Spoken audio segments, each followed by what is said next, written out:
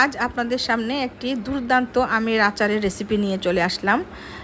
এই অবস্থা আমের আজকের পরিস্থিতি, একে আরেকটু ইমপ্রুভ করব, সেটাই আপনাদের ভিডিওতে থাকছে। তো প্রথম থেকে শুরু করি কিভাবে এই আচারটি করলাম। এটা হচ্ছে আমের ঝুরি আচার। তবে আমটা বেশ একটু কাঁচা পাকাই ছিল, আমের রঙটা দেখে বুঝতে পাচ্ছেন যে একটু হলুদ হয়ে আসছে। আমটাকে প্রথমে খোসা সহই গ্রেট করে নিয়েছি।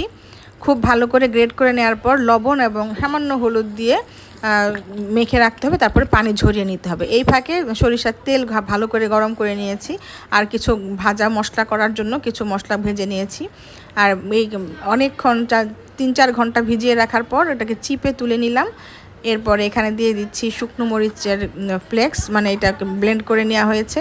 আর এখানে হচ্ছে সেই ভাজা মশলাটা, যে আচারে আমরা যে মশলাগুলো ব্যবহার করি। আর দেওয়া হচ্ছে বিট লবণ। বিট লবণ টেস্ট অনুযায়ী আমি এখানে 1 কেজি আম নিয়েছি মাত্র। আর যেহেতু আমটা একটু পাকা পাকা ছিল, একটু মিষ্টি ছিল, সেজন্য আমি চিনি কম ব্যবহার করেছি। চিনি আপনারা যার যার ইচ্ছা মতো কম বেশি করতে পারেন। এরপর ওই ফুটন্ত তেল খানিকটা দিয়ে খুব ভালো করে মিশিয়ে নিচ্ছি। খুব ভালো করে মিক্স করে নিতে হবে, যাতে পুরোটার মধ্যে, যেহেতু এটা চুলায় যাবে না, পুরো আচারটাতে যেন মশলাগুলো বা মরিচটা ঝালটা যেন খুব ভালোভাবে মিশে যায়, সেজন্য খুব ভালো করে মিক্স করে নিতে হবে। আর সংরক্ষণ করার জন্য দিয়ে দিচ্ছি এখানে 1 টেবিল চামচ পরিমাণ সিরকা। এবার বাকি তেলটুকুও দিয়ে দিব। তেল দেওয়ার পর খুব ভালো করে মিক্স করতে হবে। এই তেলটুকু দেওয়ার পর মনে হচ্ছে যে হয়ে গেছে, কিন্তু না, অনেক তেল লাগে এটাতে। তেল দিতে থাকলে ভেতরে আস্তে আস্তে যখন ঢুকে যায় আমের ভেতরে, তখন মনে হয় আরও তেল লাগবে, আরও তেল লাগবে। এভাবে আমি 3-4 বার তেল দিয়েছি। যখন আবার মিক্স করবো এটা খুব ভালোভাবে, তখন দেখা যাবে যে তেল টেনে গিয়েছে। এই যে দেখেন আবার তেল নাই।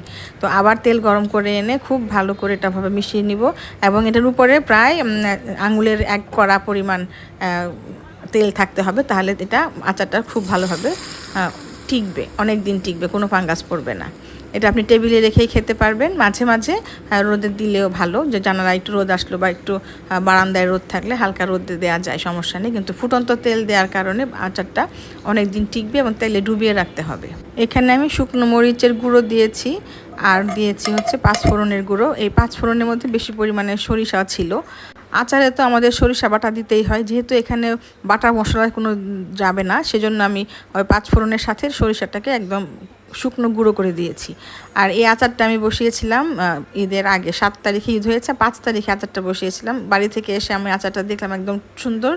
ওখান থেকে আমরা খেয়েছি, খাওয়ার পরে তেল একটু কমে গিয়েছিল। তারপরে আজকে আবার তেল ফুটিয়ে এটার মধ্যে দিয়েছি। আর এর আগে আবার একটু মরিচের গুঁড়ো, আবার 5 ফোড়নের গুঁড়োটা দিয়ে নিয়েছি, যাতে মশলাটা আরেকটু সুন্দর আর একটু ফ্লেভার আসে। তো ঝাল একটু কম হয়েছিল, সেজন্য আমি একটু মরিচের গুঁড়ো ব্যবহার করেছিলাম। তো আজকে কালারটা আরও সুন্দর লাগছে। তো এভাবে তৈরি করে আপনারা সংরক্ষণ করতে পারেন অনেক দিন। আচারটা ভাত দিয়ে, মাংস বা ডাল বা খিচুড়ি দিয়ে খেতে তো অসাধারণ লাগবে। সামনে তো খিচুড়ি খাওয়ার দিন আসছেই। যারা এখনও আচারটি বানান নাই, খুব সহজেই বানিয়ে নিন।